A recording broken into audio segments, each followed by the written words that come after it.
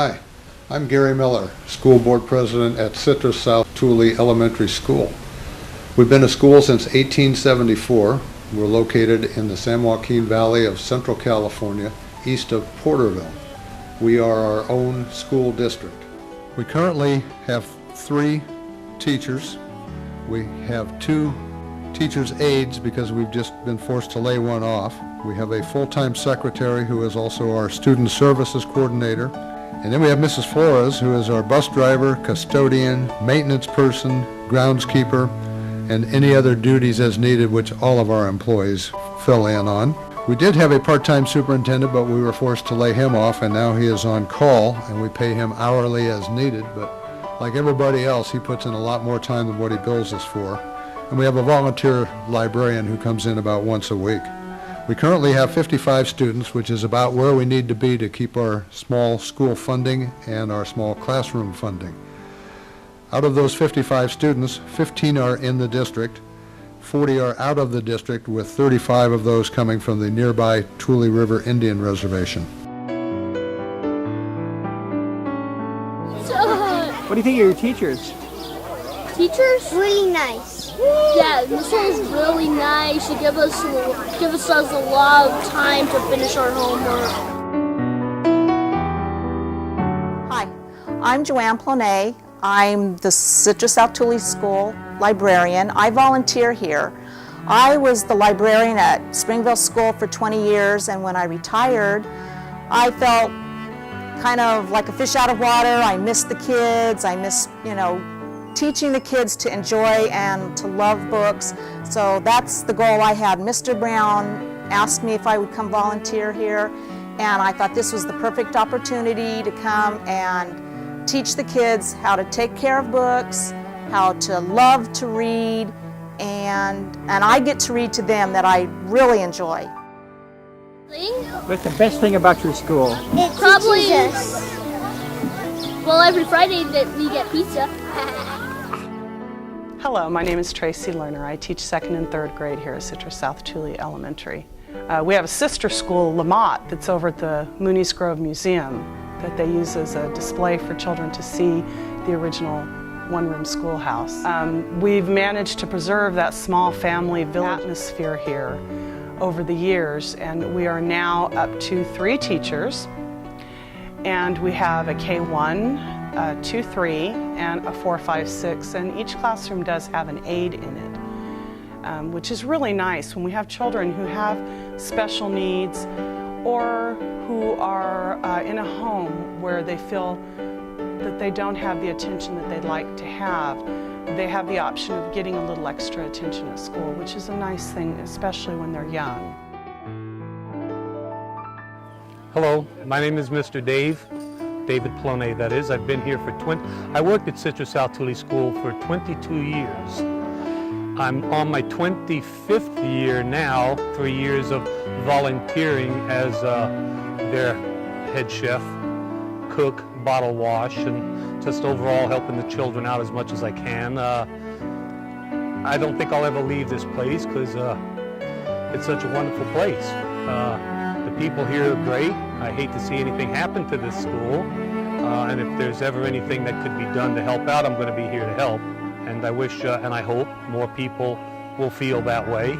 If you haven't been here, come visit, especially on the first Friday of every month, and I'll cook you a hamburger or a hot dog. I can remember my very first day of school here. Very first. I was sitting right by the second window, coloring. And I was just enjoying myself, and I started whistling, and I was going, just blowing in and whistling out.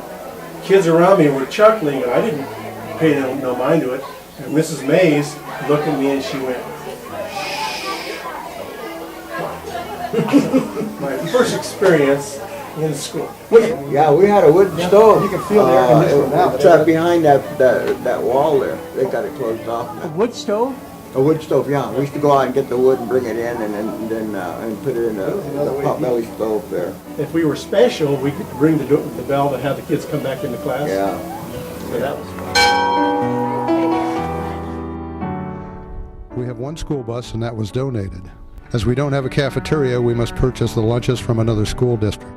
We have been struggling financially for the last several years due to the extreme budget cuts that have been taking place in California, with even further cuts a probability. Our staff has not had a pay raise in 5 years, and they haven't even bothered to ask for one in the last 3 years. Reductions in their medical benefits are forthcoming, and they know that. The school board serves without pay, which is how it should be. If we are forced to close, all of our employees would be taken in by a larger school district in town, and they would all get a salary increase as that district pays more than we do. However, none of them want that. We all believe in this school, our students, and the unique opportunities a small school offers that larger schools can't. We have had a successful student recruitment program. We have monthly barbecue fundraiser lunches. We had a successful yard sale and a chili cook-off. Learning here is accelerated in 2 basic ways. With our small class sizes, individual attention is easily performed. The uniqueness of having multiple grades in one room allows for accelerated learning and teaching. For example, in grades 4, 5, 6, the 4th graders can't help but learn some of the lessons taught to the 5th and 6th graders in that same room. Also, as a growing tool, the upper classes will occasionally tutor their lower grade classmates. This system occurs in each classroom. It's a win-win for everybody and a valuable life lesson. Even when budgets weren't a problem, we were always frugal with the taxpayers' money. As you can see in the video, money has never been spent on fancy offices or other unnecessary frills.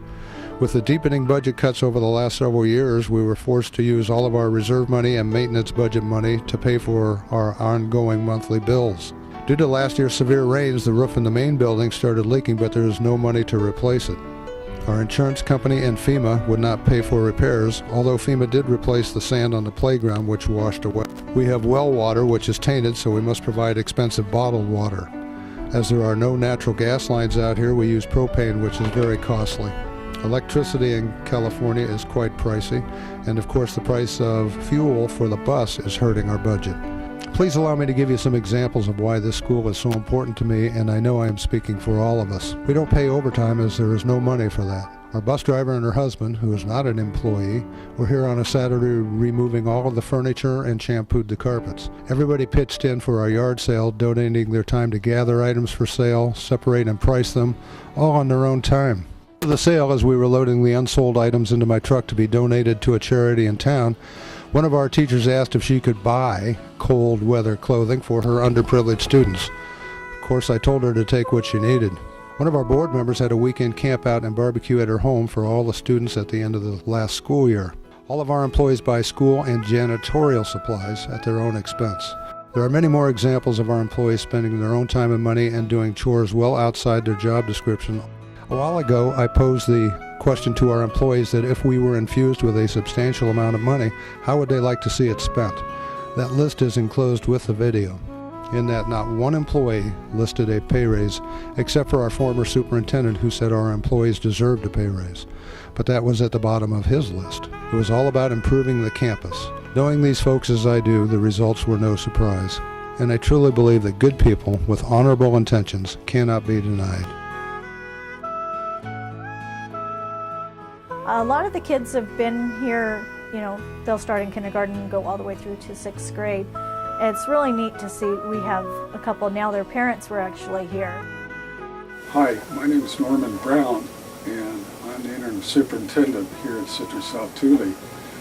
And I'm working here on a part-time basis, just trying to help out because I love the place, I love what they're trying to do here. And if there's anything you can do to help us, we'd certainly appreciate it.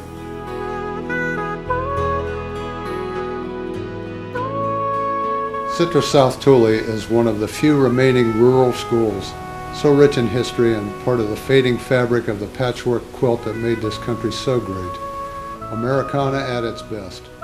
With your help, we can prevent another piece of our treasured heritage from disappearing.